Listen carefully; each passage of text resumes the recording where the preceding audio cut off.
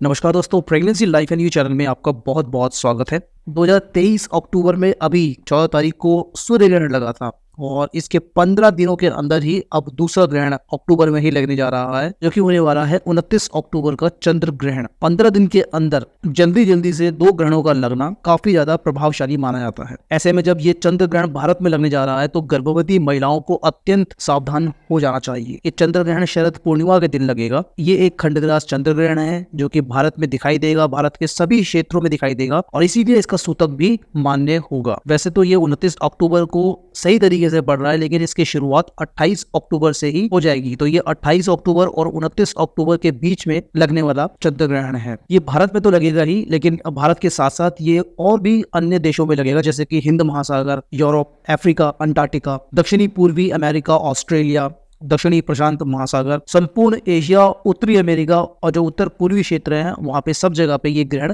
देखा जाएगा। गर्भवती महिलाएं इस समय पे क्यों सावधान रहें, उनको क्या उपाय करने हैं, क्या कार्य करने से बचना है, ये सब हम जानेंगे। लेकिन उससे पहले हम इस चंद्र ग्रहण के समय और सूतक काल के बारे में बात कर लेते हैं। तो इस चंद्र ग्रहण का जो सूतक काल होगा वो 28 अक्टूबर को शाम 4:05 पे शुरू हो जाएगा। सूतक काल चंद्र ग्रहण के समय पे जो चंद्र ग्रहण का स्टार्टिंग टाइम होता है उसके 9 घंटे पहले लगना शुरू हो जाता है। और यहीं पे मैं बताता हुआ चलूं कि अगर ग्रहण है सूर्य ग्रहण तो उस केस में ये 12 घंटे पहले शुरू होता है। तो 28 अक्टूबर के 4:05 से यानी कि शाम का समय होगा ये, इससे सूतक काल की शुरुआत हो जाएगी। चंद्र ग्रहण का विरल छाया प्रवेश होगा 28 अक्टूबर को रात 11:32 पे। फिर चंद्र ग्रहण का जो स्पर्श टाइम है वो है 29 अक्टूबर को रात्रि 1:05 पे। चंद्र ग्रहण का जो मीडियम या फिर मध्य काल है वो है 29 अक्टूबर 1:44 पे। चंद्र ग्रहण का मोक्ष का समय है 29 अक्टूबर मध्य रात्रि 2:23 पे और चंद्र ग्रहण की समाप्ति होगी 29 अक्टूबर मध्य रात्रि 3:56 पे। तो जैसे ही चंद्र ग्रहण की समाप्ति होगी सूतक काल भी समाप्त हो जाएगा। ये समय हमने बताया है वो है इंडियन स्टैंडर्ड टाइम के हिसाब से, यानी कि IST के हिसाब से। तो यही टाइम आपको मानना है अगर आप भारत के किसी भी क्षेत्र में हैं।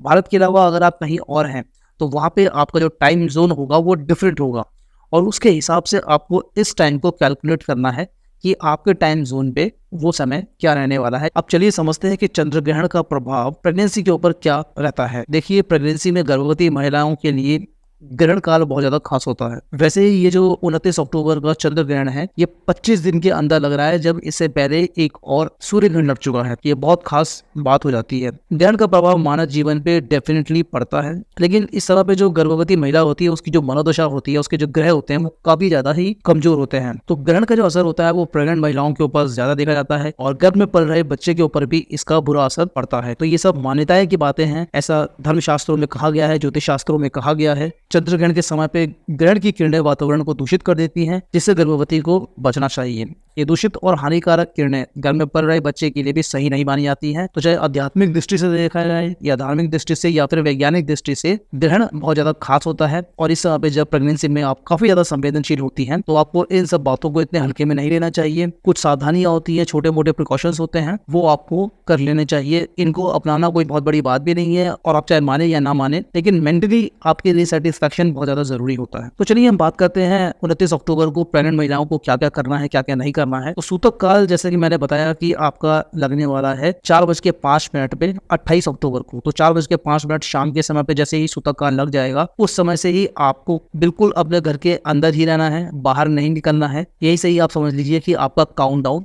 शुरू हो गया है। सूतक काल के दौरान पूजा पाठ बिल्कुल नहीं की जाती है। अगर आप कोई भी काम करने की सोच रहे हैं, नया काम करने की सोच रहे हैं, स्टार्ट करने की सोच रहे हैं, शुभ कार्य करने की सोच रहे हैं तो बिल्कुल इसको टाल दें, क्योंकि अगर आपने ऐसा कुछ भी इस समय पे किया तो उसके जो फल होते हैं आपको नहीं मिलता है या फिर अशुभ फल मिलता है। सूतक काल लगने से पहले ही आपको अपने घर के जो भी मंदिर हैं उनको बंद कर देना है, ढक देना है और जो भगवान की मूर्तियां हैं उनको बिल्कुल भी आपको छूना नहीं है, हाथ बिल्कुल भी नहीं लगाना है। ग्रहण चाहे सूर्य ग्रहण हो चाहे चंद्र ग्रहण हो, तुलसी के पत्तों का बहुत ज्यादा महत्व होता है, लेकिन इन तुलसी के पत्तों को आपको सही समय पे तोड़ लेना है। सूतक काल से पहले ही आपको तुलसी के पत्ते तोड़ लेने होते हैं। तो आप शाम 4:05 से पहले ही तुलसी के पत्तों को तोड़ लें, उनको धो लें और जो भी खाने पीने का आइटम है उसमें अभी से ही डाल दें। पानी है तो उसमें भी आप अभी से डाल दें। तुलसी के पत्ते का कुछ पेस्ट भी आपको बना लेना है, वो भी आप इस समय पे बना लें और साथ ही में कुछ तुलसी के पत्ते आप वैसे भी रखिए, वो भी आगे किस तरीके से काम में आने हैं वो मैं आपको बताता हूँ। अब जब चंद्र ग्रहण की शुरुआत हो गया, जैसे कि मैंने आपको बताया कि चंद्र ग्रहण का शुरुआत 28 अक्टूबर से ही हो जाएगा। वैसे तो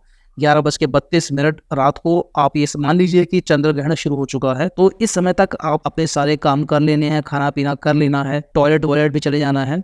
खाना पीना इसलिए करना ज़रूरी है क्योंकि ग्रहण काल के दौरान आप कुछ भी नहीं खा सकते हैं, कुछ भी नहीं पी सकते हैं। अब पानी भी आपको इस मात्रा में पीना है कि आपको बीच में प्यास भी ना लगे और आपको बीच में टॉयलेट भी ना लगे। तो इस तरीके से बैलेंस बना के चलना है, क्योंकि अगर हम इस चंद्र ग्रहण के समापन की बात करें तो 3:56 पर जैसे मैंने बताया कि ये ग्रहण समाप्त होगा।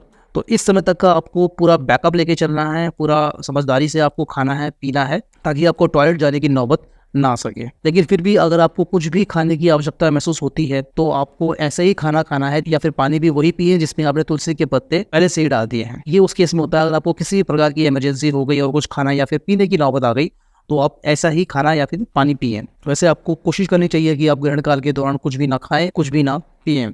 इसमें जो अपवाद है, इसमें जो एक्सेप्शन रहता है वो रहता है ऐसी गर्भवती महिलाओं के लिए जिनकी प्रेगनेंसी सही नहीं चल रही है, वो बहुत ही ज़्यादा कमज़ोर है, बीमार फील कर रही हैं अपने आप को और उनको अनेक परेशानी हो रही है, जटिलताएं हो रही हैं। तो ऐसी महिलाएं बहुत ज़्यादा फॉलो ना करें ग्रहण के जो ये रूल्स हैं। और उसी तरीके से जो बच्चे होते हैं या फिर बूढ़े लोग होते हैं उनके लिए भी यहाँ पर रिलैक्सेशन है कि आप खा पी सकते हैं। ग्रहण काल के दौरान आपको अपने घर के अंदर ही रहना है। ये सूतक से ही आपको फॉलो करना शुरू कर देना है। आपको अपने घर में एक ऐसे स्थान पे बैठना है जहाँ पे ग्रहण की किरणें ना आ रही हों। घर के दरवाजे और खिड़कियां आप बंद कर लीजिए, पर्दे भी लगा लीजिए ताकि कोई भी चांस ना रहे किरणों के अंदर आने का। एक्स्ट्रा प्रिकॉशंस के लिए अब आपको क्या करना है, एक्स्ट्रा प्रिकॉशंस के लिए आपको अपने पेट में जो तुलसी का मैंने पेस्ट बनवाया है आपसे, उस पेस्ट को अपने पेट के ऊपर लगा लेना है। इससे आपके घर में पल रहे बच्चे को सुरक्षा मिलती है। अगर आपके पास तुलसी के पत्ते नहीं है तो आप कुशा की घास होती है वो भी यूज कर सकते हैं, या फिर आप चंदन का लेप भी लगा सकते हैं। गाँव में रहते हैं तो गोबर का लेप भी आप अगर आपको मिल जाता है तो वो भी बहुत बढ़िया काम करता है। और जैसे मैंने बताया कि आपको घर के अंदर ही रहना है, लेकिन किसी भी केस में अगर आपको बाहर निकलने की मजबूरी हो गई है तो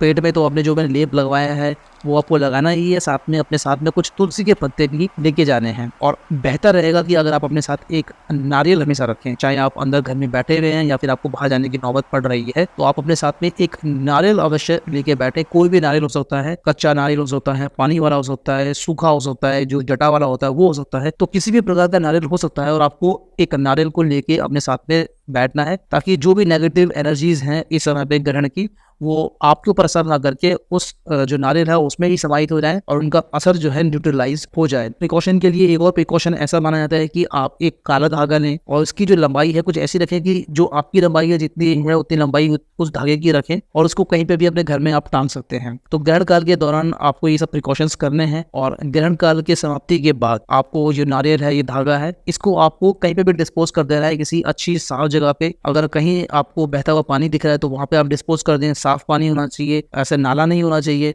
नदी होनी चाहिए। साफ पानी की ये मिलना मुश्किल है, मैं समझ सकता हूँ। तो इसके लिए आप किसी साफ जमीन पे एक खड्डा खोदें और उसमें ये दोनों ही चीजें गाड़ दें। तो ये कुछ बचाव के तरीके होते हैं जो कि ग्रहण काल के दौरान आपको करनी चाहिए। कुछ प्रिकॉशंस आपको रखने हैं, जैसे कि आपको कोई भी धारदार चीज अपने हाथ में नहीं लेनी है, छूनी तक भी नहीं है आप। जैसे कि आप ये ना सोचें कि मैं सब्जी काट लेती हूँ, चाकू से कुछ काम कर लेती हूँ, या कुछ और काम नहीं है तो मैं सुई धागे से कुछ काम कर लूँ। तो सुई धागा, कैंची, चाकू, छुरी, कील, पिन, इस तरह के कोई भी आपको पॉइंटेड ऑब्जेक्ट्स, धार वाली चीजें, नोकीली चीजें अपने हाथ में नहीं लेनी है। क्योंकि मान्यता हमारी ये कहती है कि ऐसी कोई भी चीज अगर आप अपने हाथ में लेते हैं ग्रहण काल के दौरान तो इससे गर्भ में पल रहे बच्चे के जो अंग होते हैं उनके कटने का, उनके फटने का या फिर उनके जुड़ने का भी भय रहता है। कटने फटने का मतलब आप ये समझ लीजिए कि कभी कभी तो आपने देखा होगा कुछ जो बच्चे होते हैं जन्म से ही उनकी उंगलियां चिपकी हुई हैं, उनके होठ चिपके हुए हैं, तो कोई ना कोई उनकी बॉडी पे ऐसे निशान हैं, कट के निशान हैं। तो यही सब तात्पर्य होता है कटने फटने और जुड़ने से। तो ऐसी मान्यता है कि अगर ग्रहण काल के दौरान महिला अगर बाहर निकलती है